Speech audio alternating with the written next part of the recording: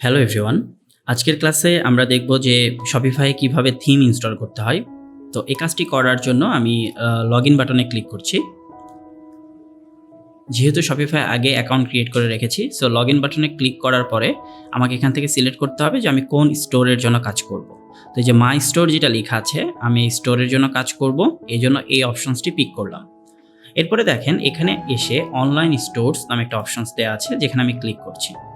Online stores এর মধ্যে আসলে বিভিন্ন অপশনস দেওয়া আছে, সো আমরা এর ভেতর থেকে থিমস এটিকে চুজ করছি এবং এখান থেকে এসে আমরা যে কোনো একটি থিমকে সিলেক্ট করে নিতে পারি।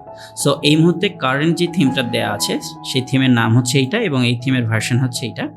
এছাড়া আমরা যদি অন্য কোনো থিম ব্যবহার করতে চাই সেটাও কিন্তু আমরা পারবো। তো ধরুন আমরা এখান থেকে এসে এই থিমটি ব্যবহার করতে চাই। সো এই থিমটি যদি ব্যবহার করতে চাই তাহলে অ্যাড এই অপশনসটিতে ক্লিক করতে হবে।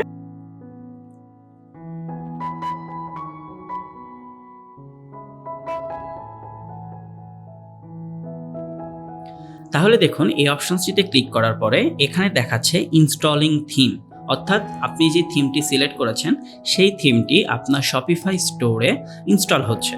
এই ইনস্টলেশন প্রসেস কমপ্লিট হওয়ার জন্য কিছু সময় লাগতে পারে। যখন এটা কমপ্লিট হয়ে যাবে তখন এখানে দেখাবে যে জাস্ট অ্যাড ইট, তার মানে এই থিমটা সাকসেসফুলি আপনার স্টোরে অ্যাড হয়ে গেছে। এখন এখানে দুটি অপশনস দেওয়া আছে, একটা হচ্ছে পাবলিশ আর এর পাশে আরও বেশ কিছু অপশনস দেওয়া আছে। সো আমরা যদি এখান থেকে প্রিভিউ এই অপশনসটিতে ক্লিক করি তাহলে কিন্তু দেখতে পাবো যে যেহেতু আমরা এই থিমটি ইনস্টল করেছি, সো এই থিমটি দিয়ে যে ই কমার্স ওয়েবসাইট তৈরি করব সেটা আসলে দেখতে কেমন হবে।